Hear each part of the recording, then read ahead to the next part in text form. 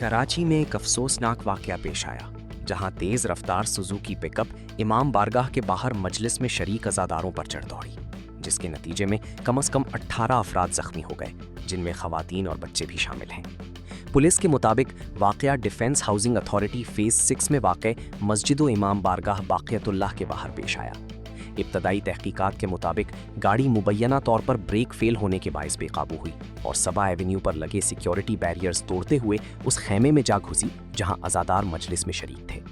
हादसे के फ़ौरन बाद इलाके में भगदड़ मच गई और ज़ख्मियों को फौरी तौर पर जिना पोस्ट ग्रेजुएट मेडिकल सेंटर मुंतकिल किया गया। ज़ख्मियों में 5 साला ईमान, 45 साला शाजिया, 30 साला महीम अकरम और 22 साला शहरबानो शामिल हैं। पुलिस ने ड्राइवर समेत गाड़ी में मौजूद 3 अफराद को हिरासत में ले लिया है और उनसे पूछताछ जारी है। ड्राइवर ने मौक़िफ़ इख्तियार किया है कि हादसा ब्रेक फेल होने के बायस पेश आया, ताहम पुलिस तमाम पहलुओं से तहकीकात कर रही है, जिनमें गफलत या मंशियात के इस्तेमाल का इम्कान भी शामिल है।